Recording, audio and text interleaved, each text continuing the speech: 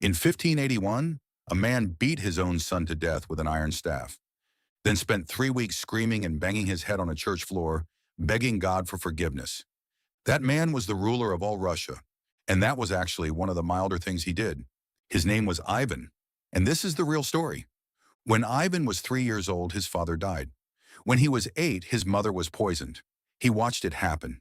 He knew who did it, the noble families who wanted to control Russia, and saw a small boy on the throne as an opportunity. From that moment, Ivan lived in a palace full of enemies.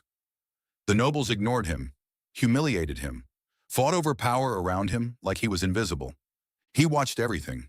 He said nothing. He remembered everything. At 13, he called the nobles together, gave a speech, had the most powerful one arrested on the spot. Then he fed him to the dogs. He was 13 years old. At 16, he was crowned Tsar of all Russia. And for a while, he was brilliant. He reformed the legal system, built a modern army, conquered the khanates of Kazan and Astrakhan, pushed Russia's borders further than they had ever been. Historians call this his good period. Russia was becoming a real power. Ivan was sharp, energetic, and completely in control. Then his wife died.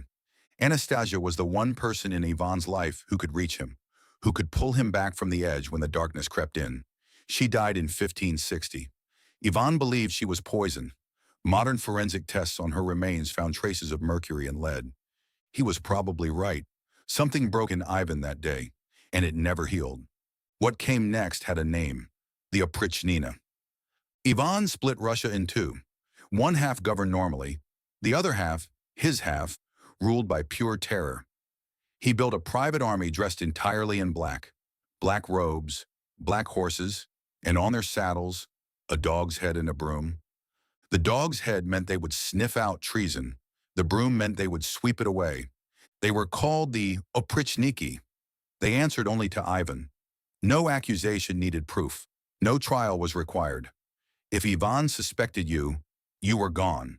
Entire noble families vanished overnight. Villages burned. People were tortured in ways that shocked even the 16th century. But nothing prepared Russia for what happened to Novgorod. Novgorod was one of Russia's greatest cities. Ancient, wealthy, proud.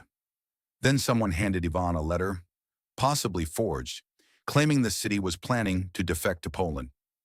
Ivan marched his Oprichniki there in the dead of winter, January 1570. What followed lasted 5 weeks. Men, women, children, thrown into the river. Bodies stacked in the streets. The city that had stood for centuries was gutted in a month. Historians estimate between 10 and 60,000 people died. Ivan watched some of the executions himself. And then came the moment history never forgot. November 1581. Ivan got into an argument with his son, also named Ivan, over something small, a disagreement. It escalated. Ivan raised his iron staff. One blow. His son collapsed and never woke up. Ivan screamed. He held the body for hours. He refused to let anyone take it. For weeks, he wandered the palace in the middle of the night, howling with grief, banging his head against the stone floors of churches until he bled. He had killed the one person he was raising to continue everything he built, the one person who could have saved Russia from what was coming.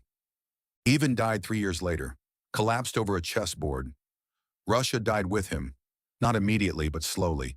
His surviving son was gentle and kind and completely incapable of ruling. Within a generation, the country collapsed into famine, civil war, and foreign invasion, a period so catastrophic it is still called the Time of Troubles. Ivan the Terrible spent his entire life building Russia into something great, and then destroyed it, piece by piece, with his own hands. The 8-year-old boy who sat alone in that palace, invisible, humiliated, surrounded by enemies. He got his revenge on the whole world, and the whole world paid for it for generations.